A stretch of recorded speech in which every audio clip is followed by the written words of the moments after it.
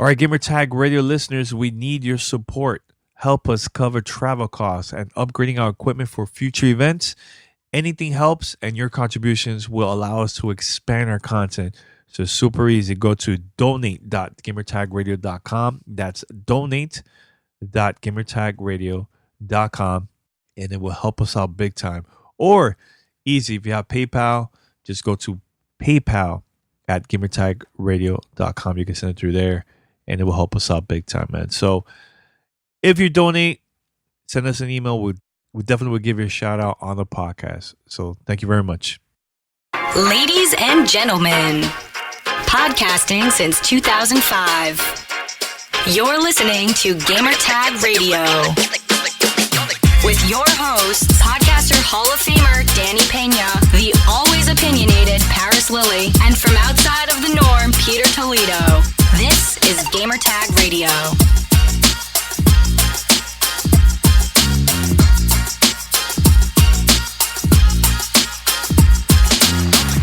Welcome to Gamertag Radio 976, recording live from New York City, and it's pretty ugly outside. It's raining, it's pouring, it's dark, but also we have the Paris from all the way in the West Coast. It looks like a beautiful day over there. How you doing, Paris? I'm good. It's still nighttime here. It is 6:30 in the morning here on the West Coast, so it's still dark. I don't know if it's going to be a great. Actually, I believe it will be a nice in the 70s today. It was pretty hot yesterday. It was in the nice 70s today. I don't know why we're talking about the weather, but yeah, that's what it is. This is the weather podcast. Yeah, the weather chat. The weather chat. Please send us your weather stats, please. All right, so Paris, we have a lot of things to talk about for this episode, man. But first of all, head over everybody to gamertagradio.com. Post your comments and feedback. Also join our Discord, discord.gg/GTR. That's discord.gg/GTR. And also, if you want to send us questions, comments to the show, here's how. Send us your feedback or questions. Give us a call at 786-273-7GTR. Email us at fanmail@gamertagradio.com or leave a message on speakpipe.com/gamertagradio. All right, Paris, so we're back here, and we have a couple of topics, but have you been playing any of the two games that just got released? Yes, I have been playing both The Outer Worlds and I have been playing Modern Warfare Campaign. I have not dipped my toe into multiplayer yet, but I will.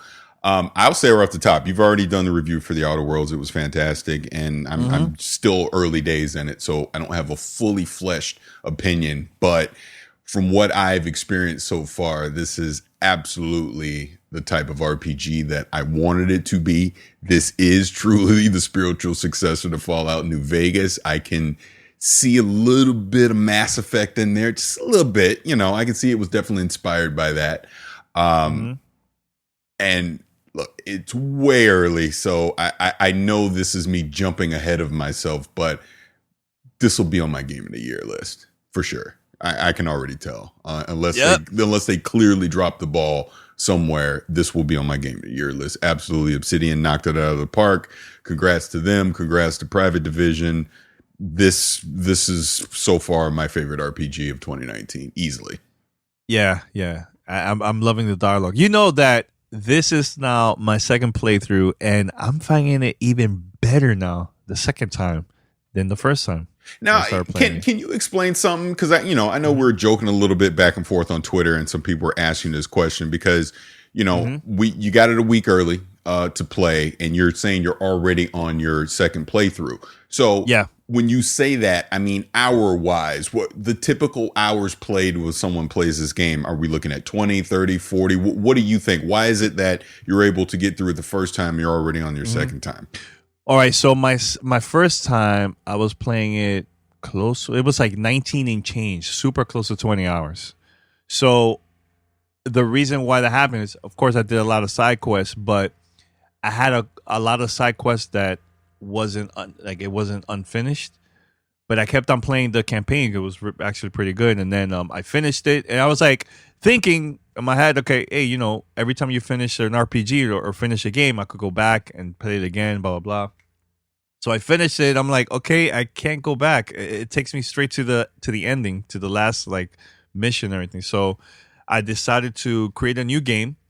But what I realized is once you finish the game and you start a new game, it adds now the hours from your first playthrough, and it adds to the second one. So right now it says that I have maybe a day and maybe 15 hours, something like that in total now. Okay. So, but what I've been doing this time is, because look, I was missing 2 companions.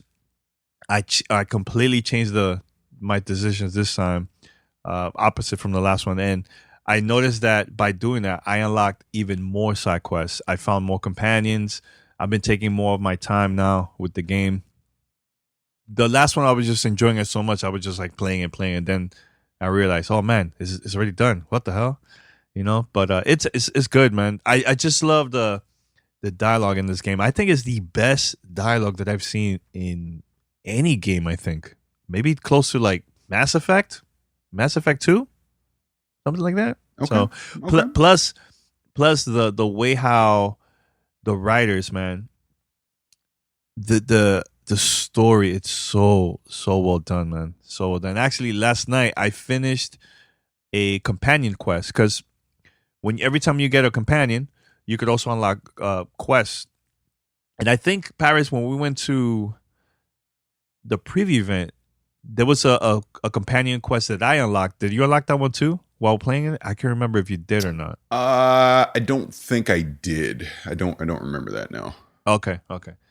Well, one of the companions, one of the companions from the game, I unlocked a side quest, and it's actually a really cool one, man. I don't want to say this, I don't want to spoil it out, but it's super dope. Super dope, man. No, it's good. It's good. And like I said, I'm definitely looking forward to deep diving into this more, and just trying to make some various choices, changes, obviously all the skill tree options that you'll be able to do, the perks, everything. That's what I'm really looking forward to, this type of RPG experience. And I've not felt this way since, God, probably Skyrim with this kind of game. I mean, The Witcher 3 obviously is something else that would be similar to that. But I mean, you are Geralt. That's who you are. You don't get to be your own person and basically kind of create your story the way that you want in that sense. So this is different. Like I said, going back to the Skyrim, Fallout New Vegas, Fallout 3 days.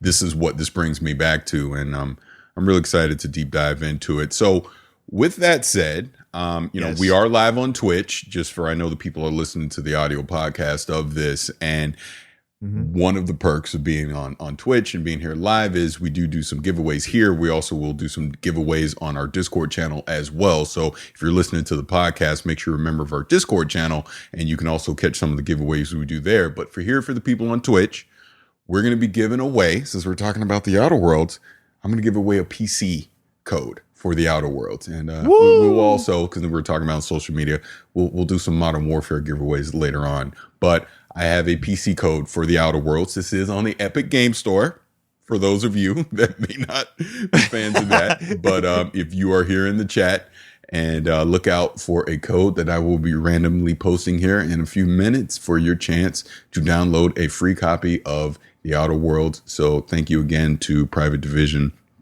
for providing us that code. We really appreciate it. Yeah, definitely, man. So good luck for those that are watching us on Twitch, man. So let's talk about what's going on here, man. The gaming world. Delays. Paris, lots of games saying, let's go far away from Cyberpunk 2077. No, I'm playing. It's not because of that. But it just seems like that, man, that every game now is getting delayed now. So one of them is The Last of Us 2, and also Watch Dogs. I know Doom Eternal, we talked about that. That game also got delayed. But let's go first with The Last of Us 2, man. Most likely it's probably going to, delay now to... It's May 29th. May 29th. Okay. Yeah, it's May 29th. Okay. We know when it's coming out, and I'm perfectly fine with that.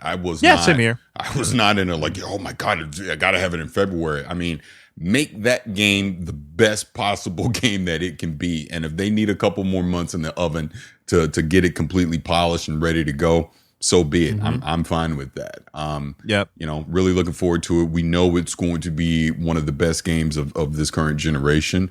Obviously from everything that we got with the first Last of Us, at the end of the PlayStation 3 era, it's just fitting that we're getting this at the end of the PlayStation 4 era. So the delay, honestly, fine. Take all the time you need. I mean, I know a lot of people were screaming, just delay it to PlayStation 5. Look, I'm fine either way. If they put it on PlayStation 5, it comes out now, or like I said, in spring 2020, either way is good with me. Yeah, and I think we had this conversation a couple of days ago, Paris, on the phone. Like, Conspiracy Steve is coming back. I think they just wanted to push it to have like the last big game before PlayStation 5 comes out, man. So not to have it too close to the release of Death Stranding, let that game shine as much as possible during the holidays, and then after spring, close to the summer, release that game. And I think previously, The Last of Us came out close to E3 one time, the first game. Didn't it came out for like that for the? Yeah, it did, because remember I had a crazy theory way back then about how they were going to release it or something. I can't remember exactly. But yeah, I remember your theory that everyone was going to get a free copy. Yeah. So it's similar in that sense. It's again, I don't necessarily think it was delayed, to try and go out with a bang with the PlayStation 4. I mean, whether it was February or May, I mean, it didn't make any difference. That's still enough. They're getting past the holiday, so they're letting Death Stranding have this holiday regardless. So I don't think it has anything to do with that either. I just think Naughty Dog needed a couple more months, because why would you go through this whole hoopla of this event that they just had a month ago, give it a date, and then change it a month later? So obviously something happened in the development process to say that they needed to delay it, because they would have just said May 29th a month ago and people would have said, okay. Nobody would have complained, even if it was May at that event. So again, I think the date's fine. Yeah. Well, I'm cool with it. I know the studio's always been legit when it comes to like making games. So hey, take your time. I know it's gonna be a masterpiece. Go for it, man. So yep, absolutely.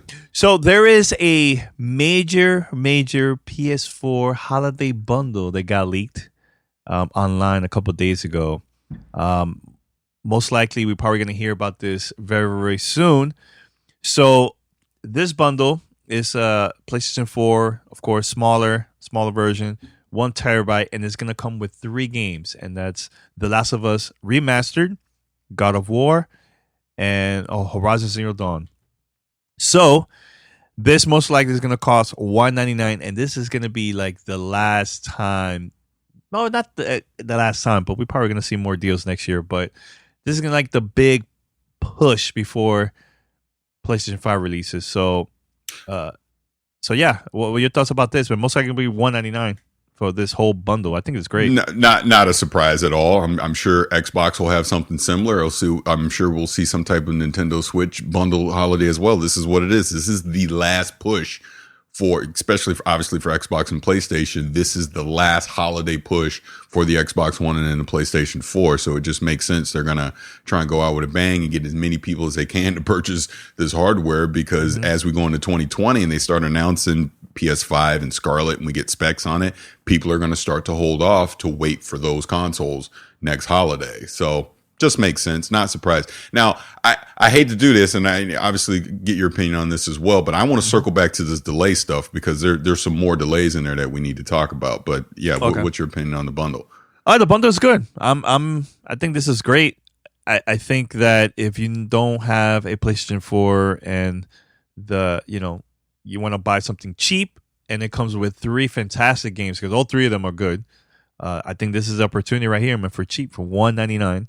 And this is, of course, the last holiday push for PlayStation. And at the same time, Death Stranding is coming out very soon. So you could buy this bundle, buy that game. You're good. Exactly. Yeah. So, yeah, I think it's great. So you said you want to talk about the other delays. So I just want to and more specifically, I kind of want to go back to the reason, like Watch Dogs Legion is being delayed until they're basically saying fiscal year 2020. I'm screwing it up, but 2020 to 2021. So it could come out anywhere between June and December of this year, I believe is what they were saying. I'm screwing up exactly the verbiage, but basically Watch Dogs Legion is being delayed at the earliest. We would see it in June, July of this year, or by the end of the year in December 20 or next year. Or no, see, I'm screwing it up again. Anyways, it's delayed for a while. Let's just say it's delayed. I'm screwing this up and I apologize. But the point on it is Ubisoft delayed that. They're pushing back the new Rainbow Six game, and they're pushing back Gods and Monsters, I believe it's called as well. And the reason being that they're coming out and admitting, like, look, straight up, Ghost Recon Breakpoint flopped. They're admitting it. They screwed up. Again, I'm telling you, my spidey sense goes off on these things. I knew it. I've been saying this the whole summer. I go, something about that game was not right. And here we are now. God, has it even been a month since it's been out? And already Ubisoft is declaring they screwed up. And not to mention that, along with the Division 2, the sales have not been what they expected it to be. And what they're realizing is, and this is something we've talked about, these live games, when you have a game like, again, throw Destiny into it. You got Destiny 1. By the end of its life, they had put in so many modes, so many great features. You had the Division 1. By the end of its life, you had so many modes and features. So then you, quote unquote, go to the sequel and you strip all this stuff out to basically start over. So they even admit it's like, look, we have these live game services that are highly optimized because they've been around for a few years. And then you go to the sequel and you're basically telling gamers to start over from scratch. You're losing modes and they're upset. So you look at a game like Ghost Recon Breakpoint, and I'd been saying this. What the hell was wrong with Wildlands? Wildlands was in such a great place to where we are right now. Breakpoint, in my opinion, should have just been an expansion inside of that world versus its own $60 retail game. Gamers obviously saw this, that you were force feeding a loot system into it, raids, things like that. And they go, what the hell are you doing? This is not the Ghost Recon that I wanted, and we've rejected it. Mm-hmm. So because of that, Ubisoft is seeing this. They've obviously seen the same thing happen with the Division 2, where where's the underground? Where's survival mode? Where's all the things that made the Division 1 great by the end? And you stripped them out and you're starting over. We're rejecting it. We're not playing this game the way that you expected us to. So Ubisoft has realized that. They're pumping the brakes and they're like, let's not basically make the same games over and over and just put a different name on them or put a 2 behind it. Let's give these games, these live service games, the space that they need. So I love the fact that the Watch Dogs Legion team basically came out and said, we're kind of doing the same things loot wise and all that Ghost Recon did. We need to fix that. So we're going to take our time. We're going to strip that out and we're going to make the game the way that it should be, the game that gamers are expecting Watch Dogs to be. It's great because I'll tell you right now, I am anticipating Watch Dogs Legion, and if Watch Dogs Legion was going to force feed options in there that I did not want, guess what? I'm not going to play it. There's way more other things I could be playing. So I would not do that. So bravo to Ubisoft for actually admitting that, hey, our financials are going to suck this year because we screwed up. So investors, brace for it now. And their stock actually did drop, I think like 20% or something crazy like that. But they're admitting that they need to step up their game quality. And this is the kind of stuff that I want to see from these publishers. That, look, let's not just go for the quick money grab. Let's go for the long-term play here. Let's make quality games. Because if you make quality games, me as a gamer, I'm going to trust you when you come out with new games, and I'm going to be more engaged with it and willing to give it a shot versus going, look at the reputation Bethesda has right now with this Fallout 76 fiasco. You know what I mean? Mm-hmm. Yep. We don't want that. I would rather Fallout 76 have never come out when it did, and they take their time and make an actual quality game versus what we got. And this is just ridiculous loot box microtransaction fiasco that game has become with this new $100 subscription service that they got. So I don't know. Bravo to Ubisoft, like I said, for admitting fault here. And again, I would rather them take their time with these games versus just force feed them out to try and get a quick money grab. So your thoughts? Totally agree, Paris. And here's a perfect game that I think Ubisoft have been doing a great job with it, man. Is just Rainbow Six. Remember when that game came out? There was like not that many features, but they started adding so many cool modes, maps, and the game is still being a huge success, man. When was the last time, Paris, that Ubisoft was doing like underperformed like this? We haven't seen that in years, I think. Years. Yeah, I mean, it's been a few years. They'd been on a nice little roll here with their titles, but it gets into the whole, and it's not just Ubisoft, but it gets into the whole thing of franchise fatigue. When you you force a sequel out when the sequel is not needed. I would rather stay in the current game that I'm in, and you continue to optimize and iterate on it with various modes. And look, you put in some financial incentive that I'm going to still throw some money at it because obviously it's a business. But again, I'll go back to the Destiny 2 thing because that was 2017. We were all pissed that holiday of 2017 because we felt like we got bamboozled with Destiny 2. We go, wait a minute, we had all this cool stuff with Destiny 1 and you stripped it all out to give us this. Wrong. Bungie's still trying to fix that. And here we are in 2019 and 2 years later, and they're still trying to fix what they did. The same thing's going to happen with the Division because number one, you took us out of New York. You didn't have to. You could have stayed in New York, but okay, Washington, D.C., fine. But why did you take away all the modes and the global events and just everything that had made that game so kick-ass by its end? You forced changes in that we weren't necessarily looking for, and you took out modes that we wanted. And here we are with what the Division 2 is right now, where we have a game where there's no incentive to go play it right now. And that's unfortunate. And I'm glad that Ubisoft is realizing that. And I hope, just speaking on a Division 2 as an example, they give Massive the time they need to actually build the content back to where it is. But we're going to run into a scenario where with that game, because like as we sit here right now in October, we know an expansion's coming next spring. You know it's happening because after 1 year, after we do episode 3, now what? So it's going to probably be an expansion. They're probably going to want $40 of your money. No one's giving them $40 for that game. As we sit here today, there's no way in hell I'm going to give you $40 for what you gave me for the first year. Not going to do it. Can't do it. So this is the problem that they're running into, and these are the problems that they got to fix. And this, again, goes beyond just Ubisoft. These are publishers, period, with these live service games. If you want me to continue to invest in your ecosystem, you can't give me a whole bunch of stuff the first 3 years and get me happy and then slap a 2 on it, strip it all out, and expect me to still spend money on it. It's not going to happen. That's why, like, even with Destiny, I don't want a Destiny 3. Fix this damn game that you got right now and just keep iterating on that. Stop stripping out modes to sell things. As if this is a live, living, breathing game, again, take World of Warcraft as an example. Just keep building on what you got. Don't take away from what you already gave me. That's just my opinion. But my question to you, Paris, for a game like that, when is the right time to release a new game? Don't. So just release updates because we're not developers, so we don't know from the technical side, like how it is to create an expansion if they want to create a whole new world. Like, for example, the Division is a totally different location. It's not New York City, right? Maybe they had to do that in order to do certain things that is not in the first game. Yes, there is a lot of modes that's not available there, and I hope to God they added that next year. But I think it's like they're not going to win no matter what, even if they're releasing. I disagree on that, Danny. I disagree. Yeah? And again, let's focus on the Division as an example, right? Yeah. Uh-huh. Okay, all right. Washington D.C., whole new play space. I get all that. That's great. Let me still go to New York, right?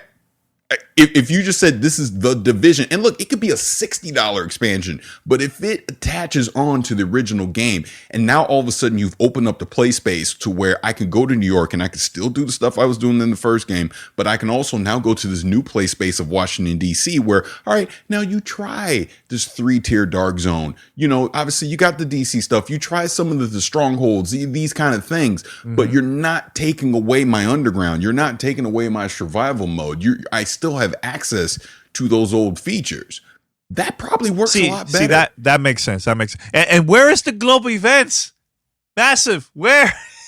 Look, I'll say this because it's public. Because it happened in public. Julie Garrity and I had a conversation this week. I got to talk to him privately about, I basically gave him my feedback on the current state of the division and where I think it needs to go in the future. And obviously I'll keep that conversation private, but it did happen. It's just to let people know they do care. The developers do care about that game. They do want to fix it. They do want to get it right. And they are reaching out to people in the community to try and get our feedback to understand what can they do better and to also explain some of the reasons why they did the things that they did. So I will just say publicly, everything that I just said right now here on this podcast, I said to the creative director of that game directly. Said it to him. So they know. So this isn't just me speaking into the vapor. They know what our feedback is. They know what mine is anyway. So trust me, they care. I'll just leave it at that. And you've been saying that too online. It's not nothing new. You said no. on Twitter too. Yeah, it's not a secret. So, all right. So, great conversation. I just wanted to mention that because, I think that I feel like no matter what, man, like people are going to be mad and all that. I just think that give them some time. I know Ubisoft haven't said anything about the episode 3 or the expansion getting delayed. So that's good from that side. And hopefully we'll get to see new features, man. Stuff that was available on the first game. I hope they added it on this game because it needs more than just new missions and little updates here and there, so we'll see. You're listening to Gamertag Radio.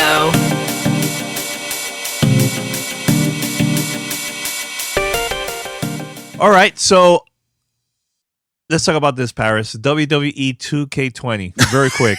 Very quick. Is it available for the PC? Is it available for the PC? You know what? As we're talking, I will check. I will check and see if it is. So two things. And we've been to WWE 2K events in the past. They'll invite us 2K and WWE to check out like their games, and they'll take us to like Raw and WrestleMania or SummerSlam, right? So in the past, we even met the original developers of that series is Uke. So I don't know what happened between 2K19 and now that Uke left. I think during the development of 2K20. So 2K decided, hey, let's get our developers and work on and continue working on this game. So I was like, all right, maybe it's gonna be a good change. Who knows?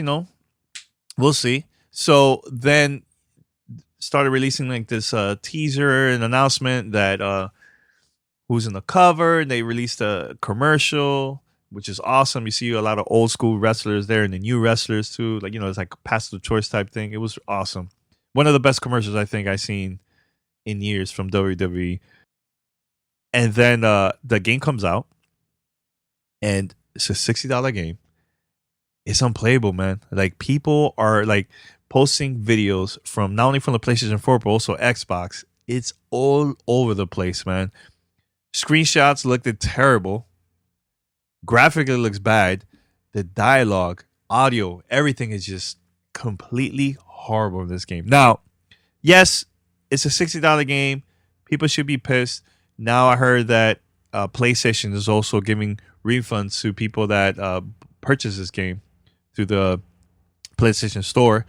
Remember too, there's a marketing deal with 2K Games and PlayStation for this game, so it makes sense.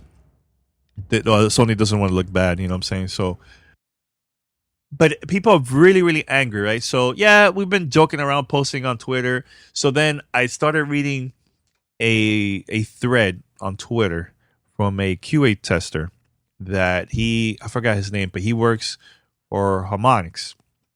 And he's talking about from the QA tester side, how it is behind the scenes, because a lot of people, they buy the game, they start complaining, which I get why people are mad. But one, you can't get mad at the QA testers. You can't get mad at the developers or even the community manager. They're doing their job. He was saying that as a QA tester, they write down all these bugs and then give it to their boss, to their manager, and the higher ups will see that, and of course they're gonna start fixing the game and everything, right? But guess what? Behind the scenes, let's go with WWE. I heard that they didn't want this game to get delayed. So 2K released this game like this, all buggy and all, knowing about these bugs, and look now, man. So far, it's been reviewed as one of the worst WWE 2K game ever. It is so bad. I think I haven't seen a review like that from a WWE game in a very, very long time, Paris. So, and I agree. You can't blame people that are doing their job, man. You know, sometimes the higher ups, man, are the ones that's their fault, man. You know, and I'm going to take even back, Paris. You probably never heard about this story. I'm not going to mention the name of the person or anything, but this is during the PlayStation 3, Xbox 360 days. He got a job in the gaming industry and started working for a studio that were working on a game that was pretty big at that time. And he's like, oh, excited, right? They had a meeting and they talked about these bugs of that game. And their boss, the head of the studio, like, no, we gotta release this. You know, we'll fix that later and we'll release the patch after launch. And he was surprised. He was like, oh man, I didn't know about this. You know, he didn't know it was gonna be like this behind the scenes. So they released the game. Yes, the game was buggy, and they started working on patches for that, man. But there's a lot of that behind the scenes, man. A lot of that. And it's scary. I think at the end of the day, don't pre-order games. Wait until either the reviews are out or you see reviews from like your favorite content creators to see, you know, if it's good or not, if it's worth buying the games that is $60, you know. So what are your thoughts about that, Paris? My thoughts on it is the fact that the WWE games are annual right now. I think you're probably right. WWE could really care less if it's buggy, if it works or not, because even if this year's version is a hot mess, they'll just come right back next year with version 21 and, you know, oh, we fixed everything. Come get it now. You know, it's not about making sure that the game is worth. It's about, you know, getting something out to the hardcore fans. And I checked and I showed it on stream. It is out on Steam. So, it is? Like, okay. I can download it right now if I wanted to. Hey, go for it, Paris. Nah, that's okay. I won't be doing that. But yeah, it is what it is. I've not really been into any of these WWE games for a while now. So it doesn't surprise me that it's a buggy mess that it is, because like I said, you know, a long-time developer's gone. They brought it in-house. There's going to be growing pains with that stuff. It really comes down to, does 2K as the publisher, does WWE as it being their brand, do they care enough to actually want to put out a bug-free game? And if we get down to what the quote-unquote release date is and it's not ready, is WWE willing to delay it long enough to put it out? Because that probably screws up their marketing campaign. They can't talk about it on Raw and SmackDown and all the other, you know, social media places that they would market it. Maybe they didn't want to do that. Maybe with them, especially going to Fox right now with the big deal and all that stuff, this was a big push for them to get a bunch of eyeballs on their game. So people will run out and, like you said, go pre-order it and blindly buy it and not realize that it's broken. I truly question if WWE cares, I should say, about the quality of these video games. I don't think they care personally, but that's just me. This is why I don't watch wrestling anymore, by the way. I 1,000% tapped out on wrestling, and I was a huge wrestling fan. I don't even care. I just don't care anymore. AEW, Paris. AEW is pretty good. Just period. I'm 46 in a couple days. I just don't care. I don't care about wrestling anymore. It's just me, though. I still watch it. I still not like before, but I watch it here and there, man. And you know, I think I feel bad, man, because you know there's people that we know that used to work for WWE, you know, and you could tell that they care. They still talk about it and everything, and then they see this news. And it's like, God damn, this is just bad. It just looks bad. It looks bad. It does. But again, do you really think Vince cares? He don't care. No, do you think Vince understands about video games? He doesn't understand. That's my point. Oh, just put it out there. It's more marketing for what we're doing. Dude, he don't care. Dude, they don't care. Now, look, let me say this on a positive note. And I know we're not switching gears or anything, but if you're watching us live on Twitch, I will be dropping a code in the chat for Modern Warfare on the PC. You do need BattleNet to redeem this, but it is the full PC game for Modern Warfare. I want to thank NVIDIA. NVIDIA was kind enough to send us over some codes to give away. So thank you, NVIDIA, for that. Hashtag RTX on, because I know we'll get into this a little bit. It is fantastic on PC, but I'll be dropping that code right now. So you guys enjoy, and let me know who gets it. All right. Remember, not the Epic Game Store. The Battle.net. There you go. All right. So, so that's what's going on with the whole WWE 2K nonsense. And by the way, I there was, because now NXT is live on USA Network. So during the live broadcasting of that, when they went to commercial break, they show commercials inside the event, right? And they show a commercial of the game, and man, the crowd started booing. They started booing from in there. I mean, then it came out live on TV. That came out. People were tweeting about it and everything. So that's how I found out about it. So just want to say that very quick. All right, Paris. So should we talk about Modern Warfare then? Let's do it. All right. So Modern Warfare just came out a couple of days ago. The beginning, of course, this is like every other game. They were having some service issues, but it got fixed like a couple hours after that, man. So we played this game. Well, actually, Paris went to the event a couple months ago. Was it last month? 2 months ago? It was a couple months ago. Yeah. So now it was during the Lucid Sound fiasco. That's why I remember. Oh, okay. Oh, all right. There you go. But now the game officially came out, and I only played like maybe 2 missions from the single player campaign. I've been playing more from the multiplayer side. And we were talking about this before we went live, Paris. But the game feels good, man. I think control wise, gameplay wise, it just feels right. It feels good. The only issue that I have right now is actually 2 things. One is when you start the game, crossplay is on. You have to, if you don't want to play crossplay, make sure to disable that, and you'll play only with your crowd, with your console. That's it. All right. So I had that on, and I noticed that the voice chat sounded kind of strange, sounded cheap. I don't know if it's like that for PlayStation 4 or PC, but the quality didn't sound great. So I'm going to test it out again last night. Maybe somebody just had a crappy headset. I don't know. But besides that, also the maps, some of them are kind of okay. But when it comes to like playing it, control, fast pace, I just love the whole change that they made in the game, man. It feels good. It feels really, really good. And I think this is the comeback of Call of Duty, man, since I think maybe the first Modern Warfare, I think maybe Black Ops around that time. So it's good. I like it a lot, man.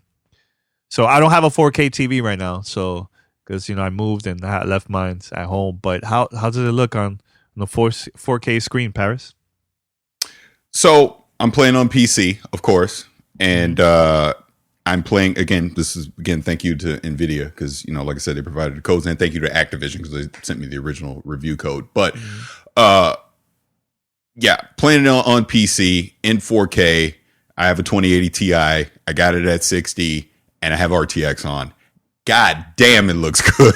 It really looks good. Man. It looks really freaking good. I would assume even in 1440p or 1080p, just with RTX.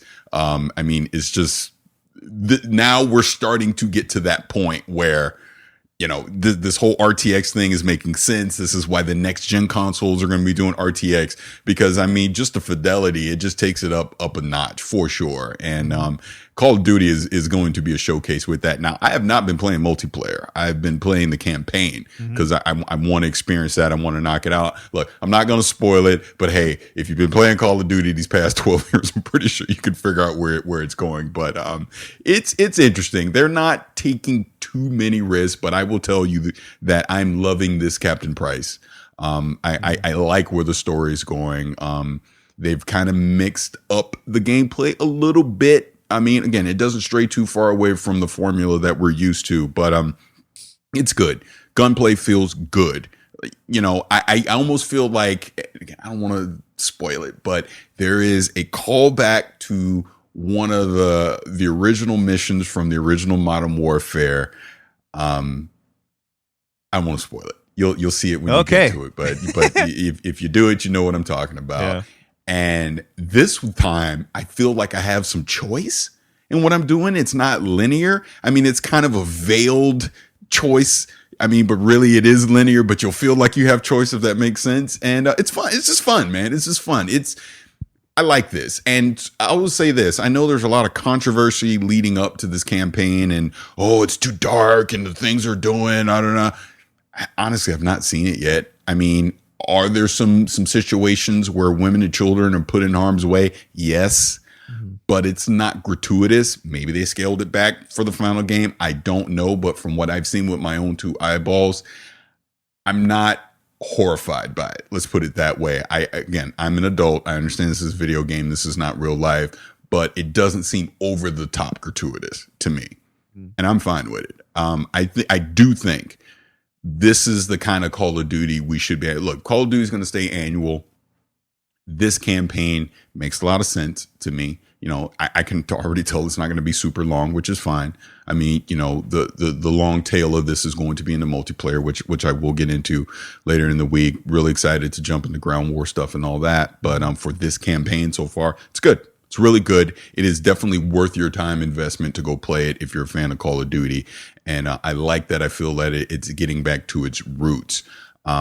It still trips me out that that was 12 years ago. It was 12 years ago that I went to Infinity Ward and I went to go see this Modern Warfare game, not even realizing what the hell I was seeing.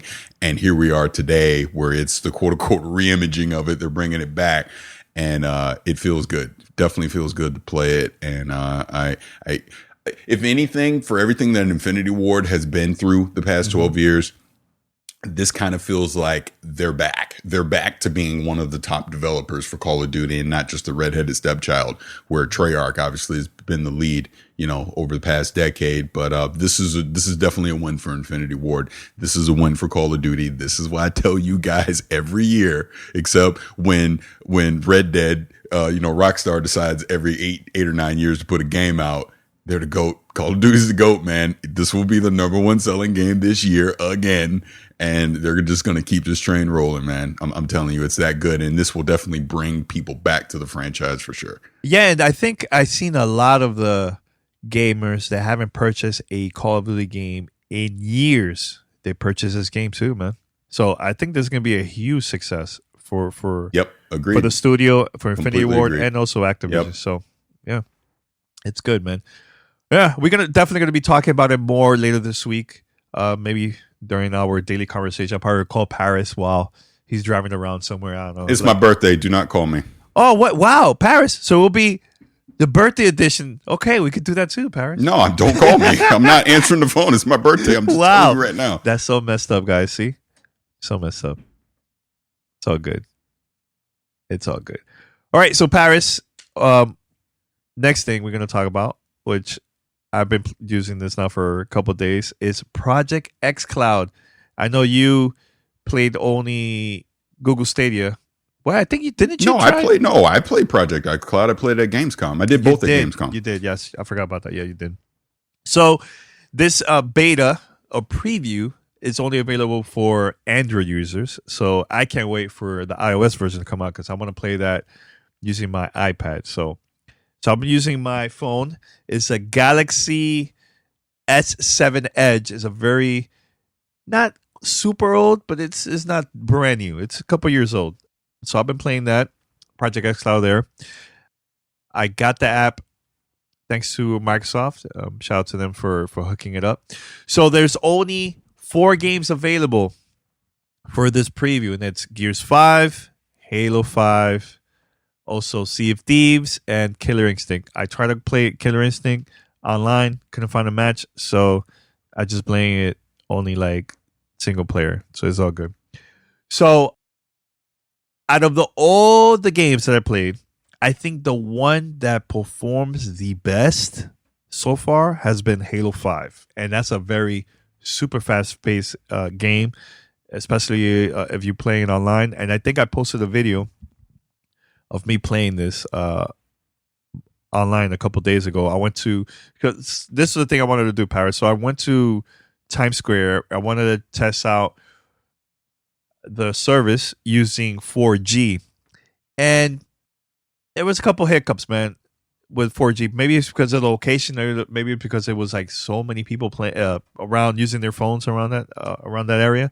So I went to a Starbucks, start using Wi-Fi, and I streamed Gears 5, and I had no lag. It was pretty simple, super easy. I used my controller, which also has Bluetooth connected to my phone. Smooth. Now, once you're playing Project xCloud, and you press the home button, it's going to completely remove you from the app. It will just turns off. So make sure not to press that at all. But it was super fast. Once you log in, it searches for the game that you press from the app.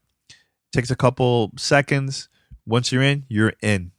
So I try that now. When I went back home, I started playing Halo 5. And again, it looks really good. I've recorded a video, posted that online. Looks super good, man. No lag at all. Now, in the app, which this part of the service is not up yet. Maybe they're going to have it live in the future. But you could also stream from the console to your device. So I did that, and it wasn't available. I'm like, oh, man. So I went back and just strictly went to Project xCloud, and that's what I've been using so far, man. So I'm liking it. I think this is going to be the future. This is only the beginning stages of it.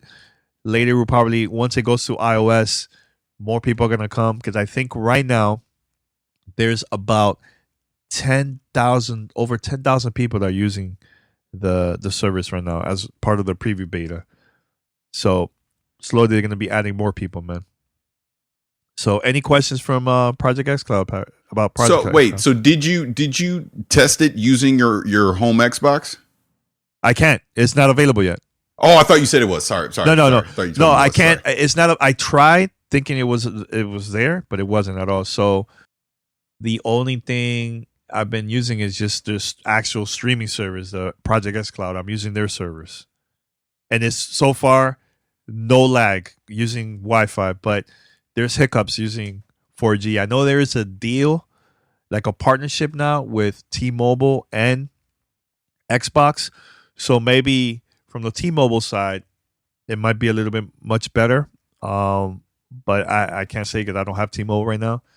Yeah. So it's good. I think this is the future, man. It looks really good. Look, I spent like 2 hours just playing Halo 5 online multiplayer, and it was good. Really, really good, man. And when I went to E3, when I was playing Forza Horizon 4, that one I was using, I went online and raced online because I wanted to see, okay, I'm streaming the game, but how it is multiplayer-wise. Because I know one of the things that you've been talking about, especially on Twitter, about Google Stadia, you're asking, hey, when are we going to see how Destiny plays online?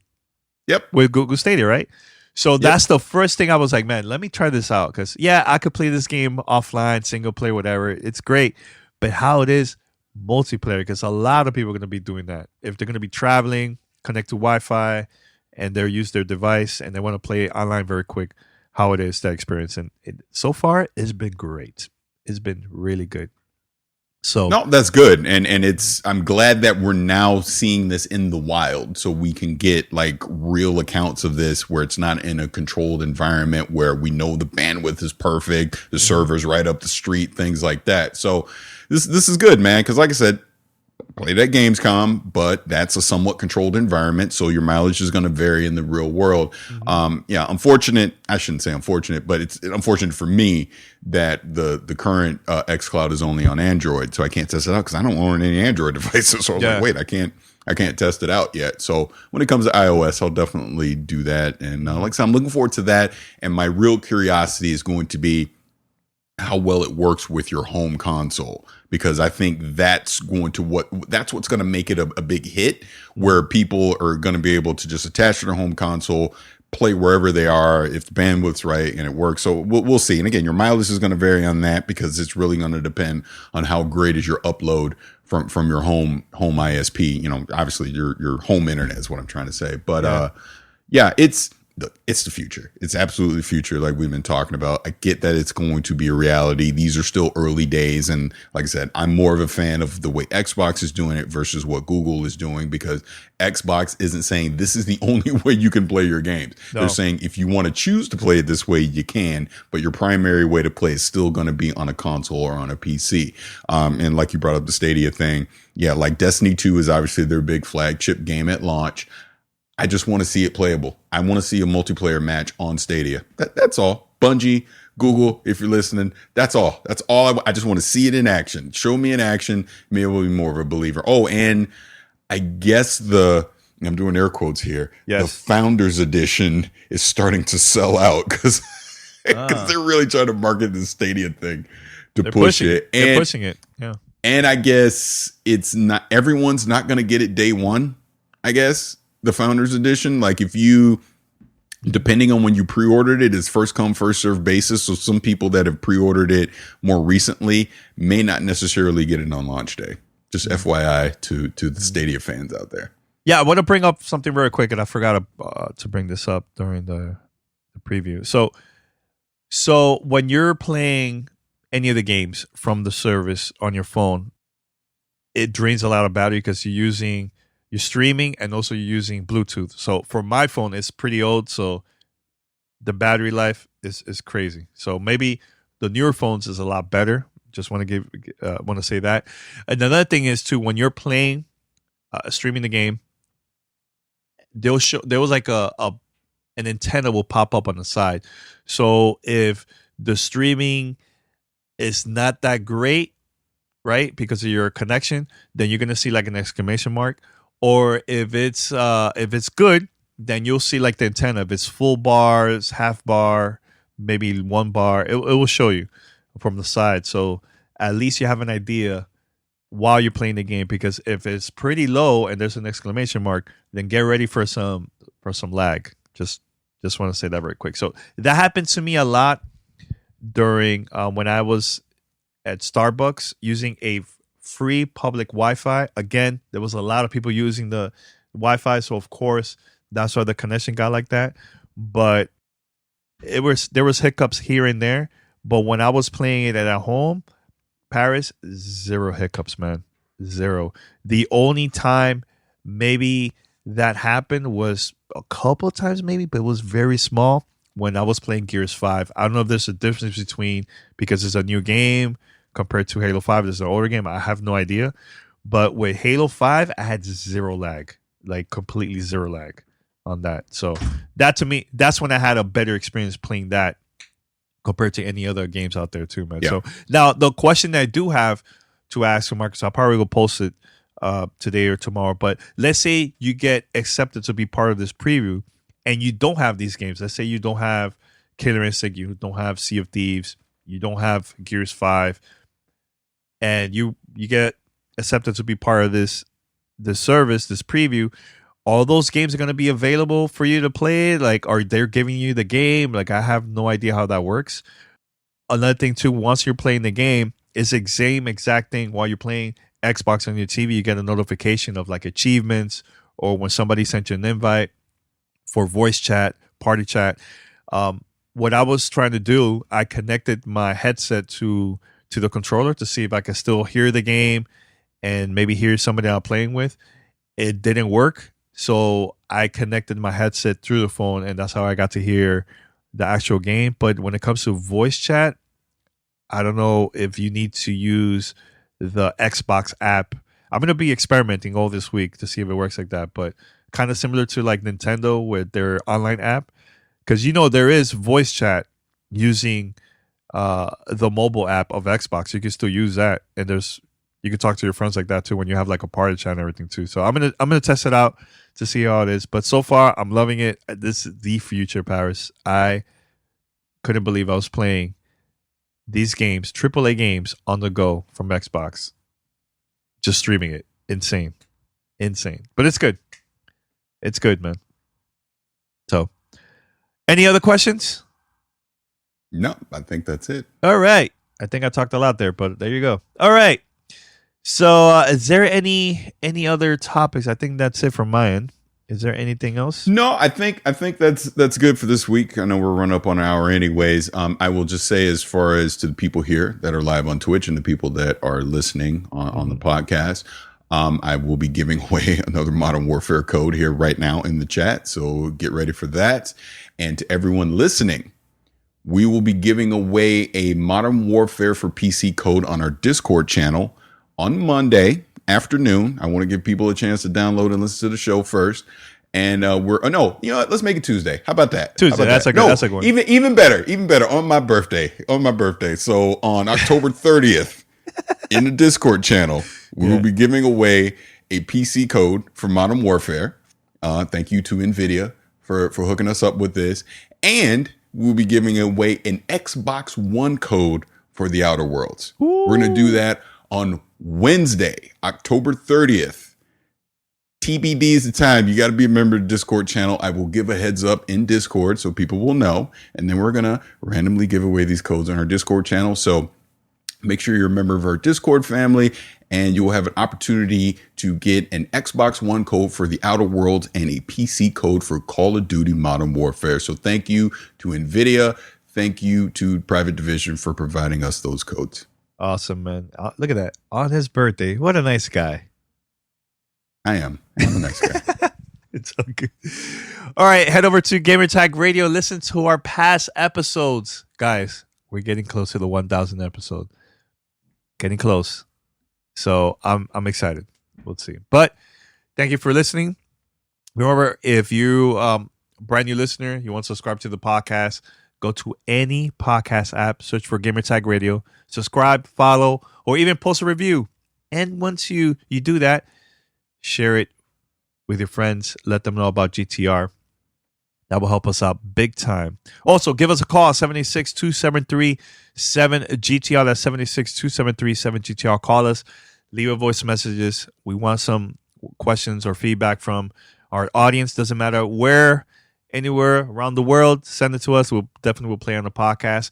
If you can't call, go to speakpipe.com/gamertag radio. That's speakpipe.com/gamertag radio. You also could record a message using your phone, computer, and we'll get it, and we'll also play that on a podcast, man. So stay tuned. We're going to record another episode in the future here. Make sure to hit up Paris on Wednesday on his birthday. Give him a shout out on Twitter or on Discord. Doesn't matter. And until next time, we're out. Peace. Thanks for listening to Gamertag Radio. Be sure to like us on Facebook and follow us on Twitter.